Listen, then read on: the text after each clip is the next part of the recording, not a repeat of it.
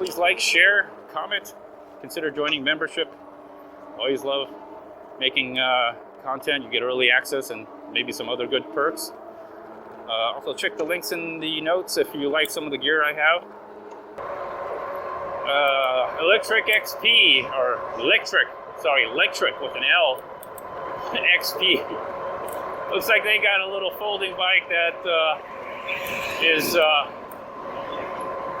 comparable to the Rad Mini, to this bike actually. I think that Lectric XP is a pretty good deal. Used Bikes has come out with a step-through version of a fat tire bike.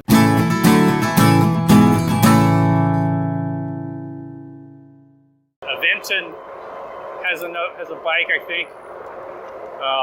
Hemingway, there's Hemingway.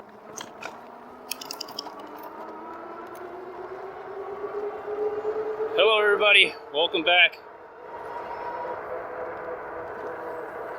Another episode here of the Rad Mini Ride Along. It is a little bit early in the morning here. Normally I would not leave this early, but it may rain later on.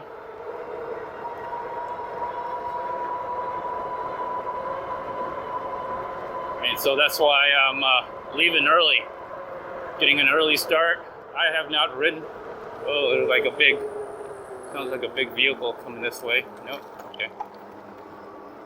The lawnmower. So I have not ridden a bike in a few days, you know. It's still forecasted to be a rainy week out here where I live. And so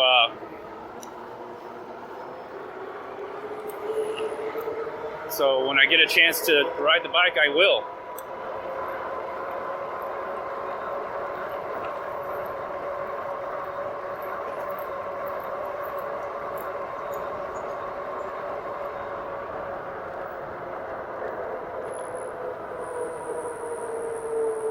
So I did not ride the bike to the Kid Fish because there was a chance. Oh, look at these nice flowers. Nice flowers. Everything's blooming. Replanted, I guess. I didn't go to the Kid Fish. I didn't ride my bike to the Kid Fish because there was a chance of rain. So we decided to take the car. We decided to take the car. I have a flashing yellow light. I try not to go because sometimes they'll confuse the drivers. So I don't go in the middle of the road. I wait for them to pass and then I'll go.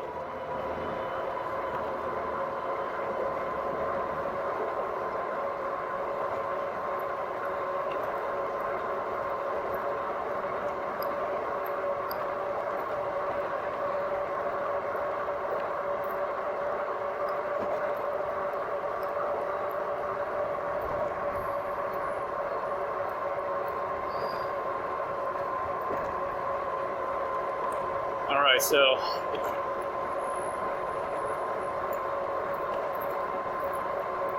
I didn't go to Kid Fish on the bike. We took the car. That made the most sense at the time. And I had some video on it, but I accidentally deleted the video. So anyways, can't show you anything. Wasn't much to show. We didn't catch any fish. Oh, car coming over.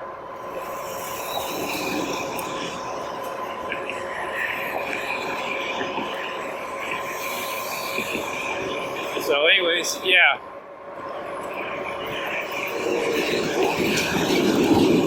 A little dusty. Gotta dust it off. It's been a while since it's been a long time since I rode the bike.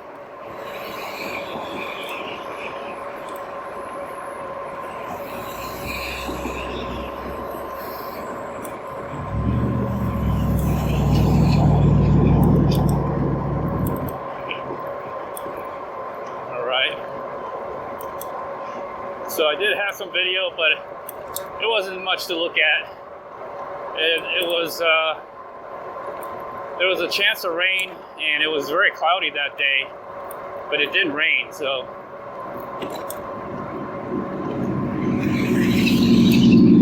but anyways, we didn't catch any fish. We didn't catch any fish. And what else is going to be happening here? There's also the postponed Cinco de Mayo and Havana Night Food Truck Friday event going on Friday. But unfortunately, it's also gonna, there's a chance that it might rain on Friday as well. So I don't know if we're gonna ride our bikes for that. I actually convinced the whole family to go. The whole family, even the wife, now that she's working out of the house.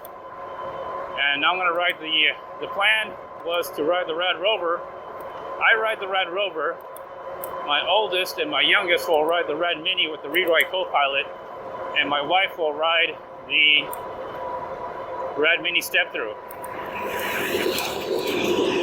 So basically you got 4 people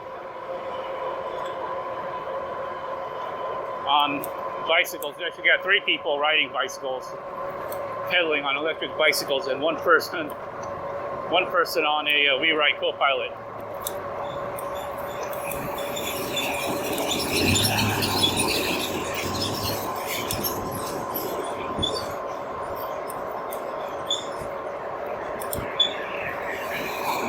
So that's what's going on right now.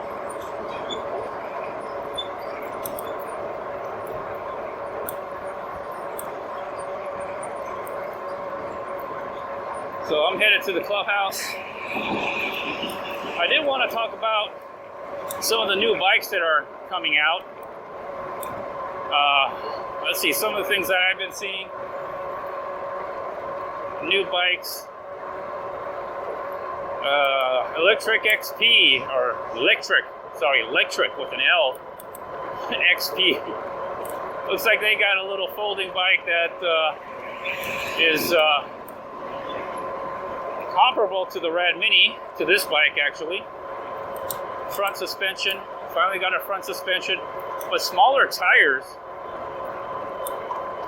I guess it's lighter and it would make it more compact and foldable and portable. And they kept the price down technically below 1,000. Comes with fenders and rack. I think it's a good deal. Unfortunately, I already own an electric bike that folds, and I like the 4-inch fat tires. 4-inch wide fat tires. They got a 3-inch by 20. This is a 4-inch by 20. And I like to remove my battery without opening the frame, you know.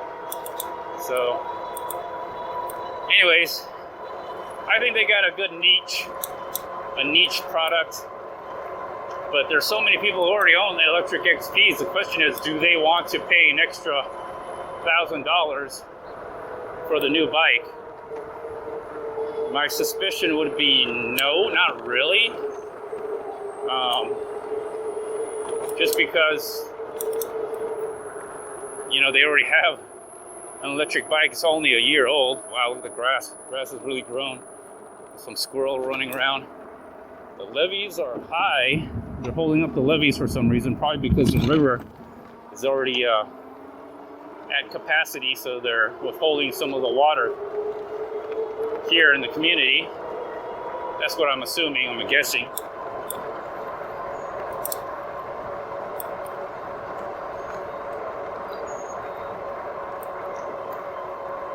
So, but for the price, I mean, I have to admit, like, if you're in the market for an electric bike,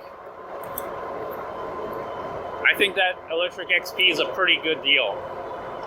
The problem is, do you want to wait? Do you want that long lead time? And the reality is, like, you may wait longer, or you may not wait longer, but, you know, all the shortages that are going on, all the delays, all the backups that are going on, it's really hard to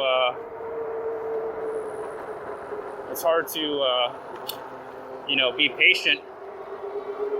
But at least it's not a GoFundMe. They're actually ordering. They're taking pre-orders. They have them ordered. It's on its way. But the delays, you have to worry about delays and everything, and then returns and damage. It may very well, a lot of words here. It may very well be that you may not get the Lectric XP until like after summer is over.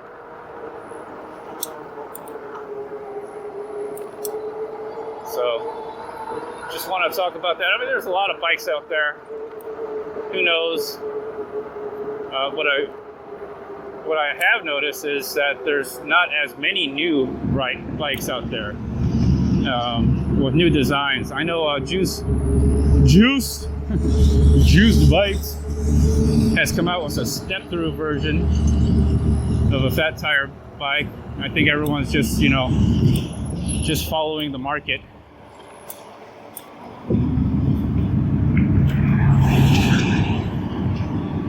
Everyone's just following the market, Step-through seems to be, fat tire step-through seem to be like a good selling bike, in my opinion. I mean, everyone seems to like it. It's almost like when you get a fat tire bike, it's almost a cross between a moto bike or enduro bike with a mountain bike. I mean, you're getting kind of best of both worlds, especially when it's an electric bike. Especially an electric bike, you get the best of both worlds without the regulation, without the right now, without the regulation anyway, without the insurance and registration and all the fees that come with owning a motorized vehicle. But I suspect that may change as more and more of these electric bicycles become very, very prevalent.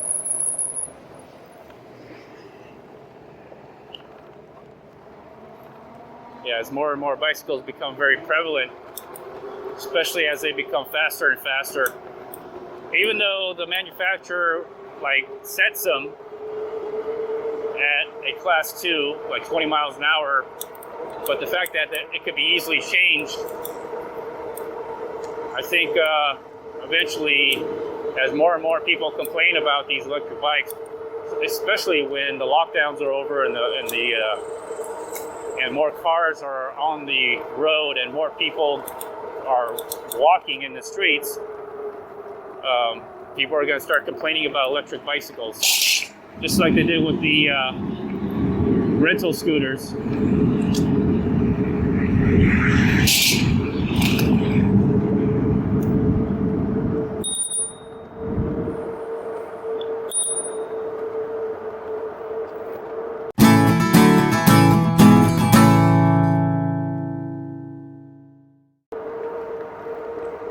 So as more and more people complain about rental scooters and electric bicycles, I think you're going to see ordinances. It's going to start out as city ordinances, then it's going to start out as state law, and then it's going to be like a federal law, and then there's going to be regulation. The transportation department is going to get involved, and they're going to start saying, well, all manufacturers now, you have to, do this, and this. If you don't want people to, if you sell a bike and it goes and it can be changed to go over a certain miles per hour, you're gonna have to request a driver's license, okay, and proof of insurance when you sell that bicycle. So yeah, and if you hack it and you get caught, you're going to be fined, and requested to show proof of driver's license, show up in court showing proof of driver's license, insurance, and you'll be fine. I think eventually that's the way it's gonna go. Not that I want it to go that way, but I think a lot of people are just taking advantage of an unregulated market. And again, as more and more people get involved, electric bikes, scooters, whatever, and as more people get injured, and that's the thing you don't hear about, the injuries, the accidents. I don't know anybody has actually died from an electric bicycle, but I know people who ride bicycles do die, all right? And motorcycles, people do die. So I think eventually you'll get to an injury or a death, and that will spark the regulation.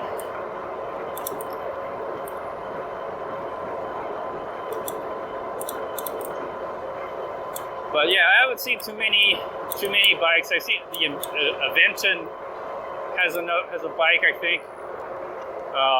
Hemingway, there's Hemingway, but it's not really innovative. There's nothing new. They're just, again, following the market. They're just putting out something that's very similar to, in my opinion, the Rad Rover. So, you know, and even Rad Rover hasn't put out anything new. The latest bike they put out was that Rad Mission, which I think is totally redundant. That's just my nice way of saying it's stupid. But the most stupidest thing they've done with that Rad Mission was to give you a lower capacity on the battery. Why not just keep it the same? It doesn't make any sense. So all they're doing is they're cheaping out on components. And even at $1,200, that's just, you know, for a couple hundred, like for $200 or $300 more, you can get a Hemingway, which is way better. And I wouldn't say components, but at least in performance, the battery is way better. So, and you get rack and you get fenders. The question is, do you trust the company? You know, a company that doesn't have any U.S. presence whatsoever and is being shipped directly from China. Lead times are like very long. What the hell is this guy doing? I don't know. I don't know why he just slowed down there for no reason. Anyways. Anyways. I think he slowed down to check out my bike. That happens a lot. Get used to that when you get an electric bicycle. So yeah. Regulation, e-bikes, new e-bikes. So even Rad Power Bikes didn't come out with like a new version of some bike. I think they're feeling the pinch of the supply chain. I think everybody's feeling the pinch of the supply chain, especially when it comes to electronics and components like that, and just other materials. It's like everything had to be rebooted. So a shock to the system and the supply chain causing shortages. There's really no higher demand. I mean, they're saying, if anything, there should be lower demand because supposedly a lot of people died from the coronavirus, but I don't buy that at all. I'm going to the clubhouse. I'm just going to stop there. I'm going to do a full round. It's got to be a one long video. I got to check on the batteries and everything, but I'll go get some water, maybe use the bathroom. That's my little pit stop, halfway point.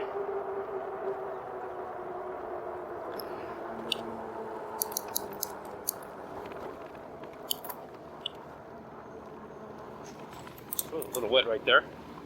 A little wet right there. Okay. Not too bad.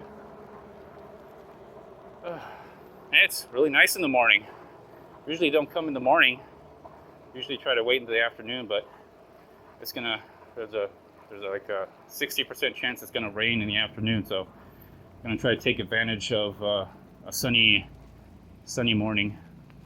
TV's on, fitness center is going. I'm not sure if I'm going to go in the fitness center or not. I may stop by the outdoor fitness center, put the TV's on. I might relax just out here, get some hot water. Not hot water, cold water. Anyways, I'll be back. I'll be back. All right, everyone, I'm back. Just took a quick water break. I didn't have to use a restroom. I'm trying to leave because I think it's going to start raining in the afternoon, so I don't want to spend too much time out here and get caught in the rain. All right.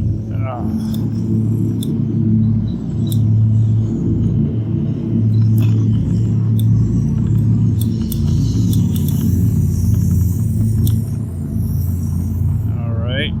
Just gonna make a full round.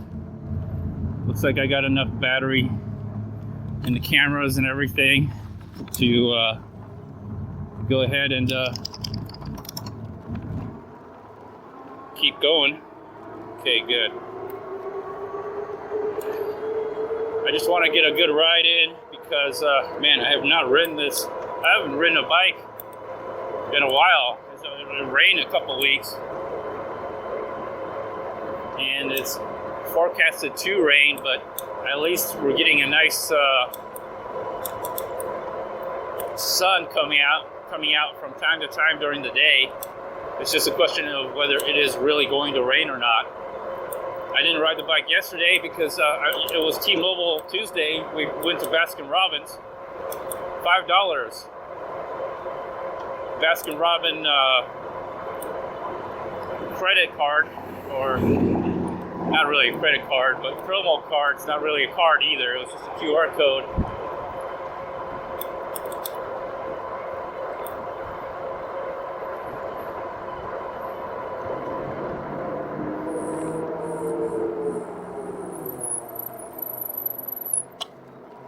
All right, clear and good to go.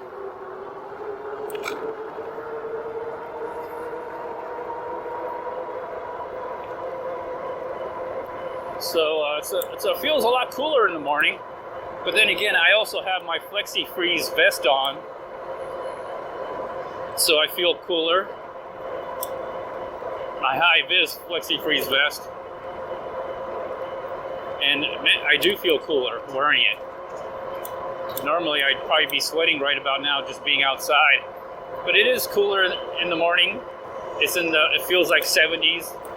But I have a feeling it's going to get into the 80s and feel like the upper 80s because of the humidity. Bugs are out. Oh God, bugs are out. As soon as it stops raining or there's a clear week of no rain in the forecast, I put on the bug suit. If you don't know what the bug suit is, basically, well, I start spraying for bugs. So put on the backpack sprayer, fill it up, do the whole yard, front and back, the walls, the windows, spray around the windows, around the front door, back door, upstairs decking door, upstairs patio door, and yeah, just start spraying, mainly around the house. I don't try to spray everything, but mainly around the house, just to get the bugs away. I'm noticing more ants, more bugs, more mosquitoes. So that's usually start spraying. But I don't want to spray if it's going to rain. That's the thing, I want to make sure it's there, Don't want it to wash away. The good old high school here, summer, last day of school this Thursday. Tomorrow? I think it's tomorrow, last day of school. So, yeah, summer will start. School is out. Got a lot of things to do. I don't think we're going to travel anywhere or go anywhere. Although I know a lot of people are probably excited about traveling and going somewhere because they're getting vaccinated and, the pandemic seems to be over. But I'm going to be cautious. I really am going to be overly cautious, because just when you think everything's back to normal and you could do, you know, whatever, go around and travel and kiss everybody, you know, and breathe on everybody again, not wearing a mask or anything or whatever, or, you know, be close together. I think that potentially could be a dangerous habit. I think the reason for the lower numbers may be because they overstated some of the numbers. In my opinion, overstated.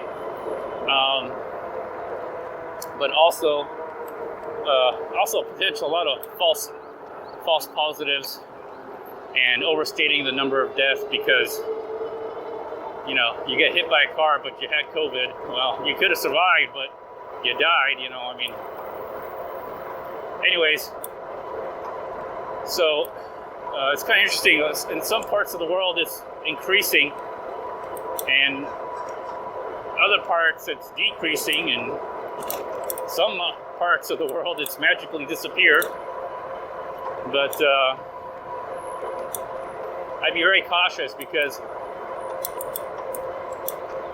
I think around this time of the year I would expect it to decrease, the number of infections and the number of deaths from the coronavirus, the COVID-19. I would expect it to decrease, and I think during fall and winter I would expect it to increase, or towards the end of the summer season I would expect it to start increasing. So I wouldn't celebrate just yet. That's too early for my opinion.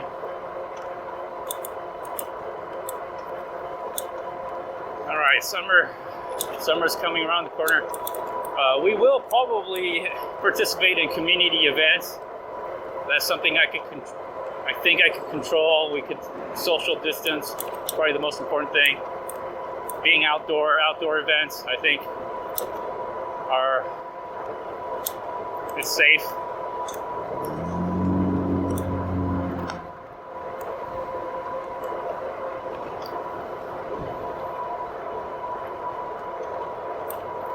So, yeah. Anyways, I want to get back to the subject of supply shortages. Not that there's a demand. Demand hasn't changed. If anything, it should have slightly fallen off with all the people who are not around anymore because they died of the coronavirus.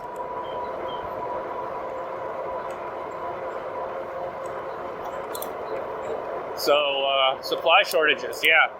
It was a shock to the system in the supply chain, and that's what's causing the shortages. I don't think there's an increased demand, and plus the backlog of orders from shipping containers. I mean, it has a ripple effect. It has a ripple effect.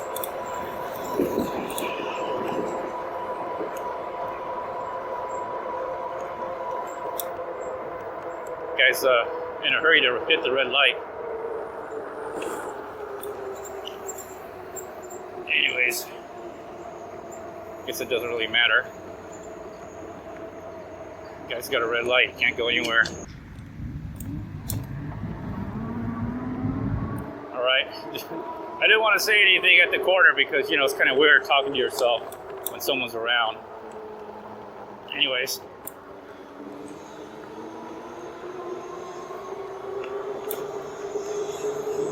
Alright.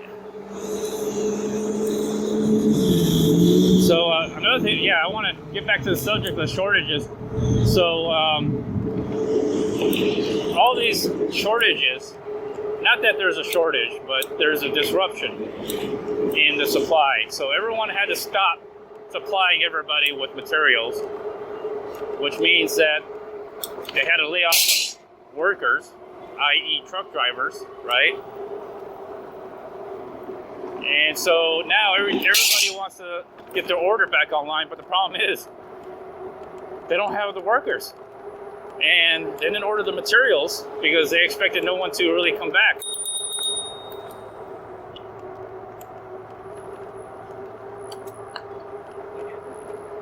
And then so you have a large company, several large companies, all ordering the same materials. Well, the manufacturers and producers of those materials, well, they got a kickstart. They got a kickstart from nothing. Finding workers, getting the workers to come back. You know, stuff like that. I mean, and then delivery. There's a delivery issue, right? Shipping containers, truck drivers, all sorts of stuff. So I think it's gonna eventually work itself out. It'll get caught up, all right? But I think it'll take some time because that shock to the system is killing off a lot of businesses, killing off a lot of potential profits that would have been made, and it's going to slow the growth of coming back. But it will come back eventually. Everything will eventually normalize, but I just don't think it'll be as fast as people would like it to be. It may be several years for everything to catch up and get back, as long as there are no more surprises, no more lockdowns, no more sudden disruptions. But man, there are so many things going on in this world that indicate to me that there will be possibly more disruptions, not through like the virus, although there's still a chance for a viral infection to still occur with the coronavirus that we're dealing with now. But because of this supply disruption, everyone's fighting for resources now. So, and not only companies, but countries are fighting for the resources. They're trying to secure their country's resource, whatever company they're based out of. You know, Italian companies, well, Italy is going to try to secure the resource for the Italian companies. You know, America is going to try to secure resources for their American companies, etc. And that fight for resources is, in my opinion, going to cause conflict. And I think that's what's going on. And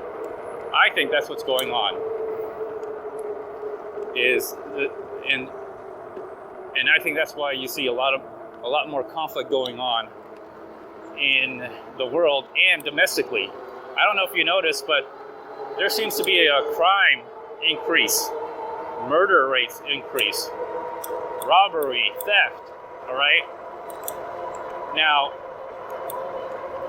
also related to supply disruption, okay? They were not able to get their illicit goods for some time. That disrupted the underground economy. And that's what you're seeing. You're seeing people trying to survive. Because people who didn't save for a rainy day, and there's a lot of people in the underground economy, in illicit markets, that live day to day, okay? They don't have like a savings account at your local bank, okay? So when I hear about robberies, right, and thefts, maybe that's happening with like the normal people, right? It's spilling over to suburbs and maybe upper end neighborhoods, but most of these crimes are occurring in the areas where the illicit market takes place, the underground economy, okay? So that's a reason why there's probably an increase in robberies, murders. But if you look at where it's happening in the areas where often the illicit markets are. You know, if you look at every major city, there's an area of that city that just is rife with, you name it, drugs, prostitution, gambling, racketeering, whatever you wanna, whatever it is, it's there. and it happens in certain parts of the cities. I don't see that crime rate here, although it has increased. It's kind of spilling over into nicer areas of cities and suburbs, but I don't see that 300, 400, 1,000% increase. I would imagine if I went to some other shady parts of wherever you live, you would see an increase in that kind of crime. So, because of the supply shortage, also in the illicit market, is the reason for the increase in crime. That's my theory, anyway, and I think that's probably the main cause. When the borders got closed, nothing could go in and out. Well, guess what? Your drugs couldn't go in and out. Your human trafficking couldn't go in and out. You know, your fake Gucci and your fake Rolexes couldn't go in and out. So this has a huge ripple effect, and I don't know the long term of the ripple effect. I just know it's going to take probably a few years to renormalize, because it's like someone just shook the boat really bad.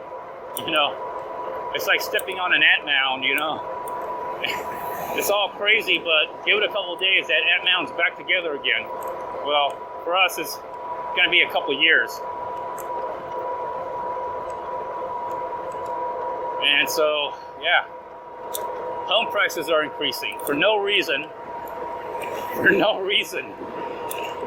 No reason other than, in my opinion, inflation. Inflation and material costs. Lumber has gone up. Lumber has gone up. Materials have gone up. Again, not because demand surged out of nowhere. Demand's the same. It's the supply of that material. There's a shortage. Not because of the shortage of material. There's a shortage because everybody stopped. Because they weren't anticipating any business, and all of a sudden, when business came back online, everybody's ordering the same thing at once, and there's your shortage.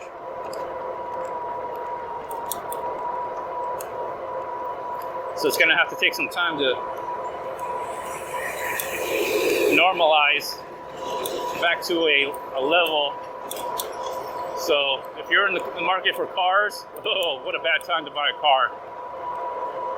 If you're in the market for an RV, bad time to buy an RV. The prices are just increasing like crazy. Delays, because they just can't get a certain part, holding up the whole process. So, but I do have a feeling that when everything comes back online, when everything is normalized, you're going to see a deflation. Okay, deflation go on because there's going to be an abundance of whatever. Okay, abundance of whatever. So hopefully, you know, what goes up usually does come down at the other end. People say it's going to be like this forever. Prices are going to be oh so high. I've heard that so many times. Usually when there's an abundance of supply, there will be a drop off in the price. I do believe that. So you just have to be patient and wait. That's the hard part. So small little purchases, small little stuff that I know that might be out of supply, I'm buying all those right now. I'm buying like these little things here and there that doesn't cost me too much. I'm trying to get them on sale, I'm kind of hoarding, but not toilet paper, but just other stuff that I know that I need, and I don't want to be in a mad rush to buy them right now. So just buying, you know, nothing expensive. High purchase items that devalue, all right, that go down in price over time, that depreciate. Cars, RVs, furniture, appliances. I'm avoiding making any of those type of purchases. I think over time they will come back to normal, reasonable prices, or my wife is going to be making a lot more money in the future, which kind of sucks. That's the other thing about the inflation, is with inflation going on and shortage of workers, you're going to have an increase in wage, which sounds good, but everything else has gone up too. The price of everything else has gone up. So you haven't gained anything, but you will be paying more taxes now, and that will maybe even push you up into a higher tax bracket. But you've gained nothing. You've gained nothing. You're no better off than you were when you made less, because the price of everything else has gone up and your wages gone up, but your tax rate, those numbers, right? Those numbers, they haven't changed. They're not being adjusted. So you will be getting less. You will be getting less, and I believe that's how the government's making up for. That's how the government will pay for all the stimulus package and all these plans that they have, is through inflation. Wages will increase, and when wages increase, but your tax rate is not adjusted, all right, you will be paying more in taxes. All right, you'll be bumped up to the next bracket, or the whatever it's called, the ATM, alternative minimum tax, and you will be paying more in taxes, and that's how you're gonna get pinched, in my opinion. Anyways, hey, if you like this kind of video, please like, share, comment, consider joining membership. Always love making content. You get early access and maybe some other good perks. Also check the links in the notes if you like some of the gear I have. Until then, everyone, bye-bye. Have a good day.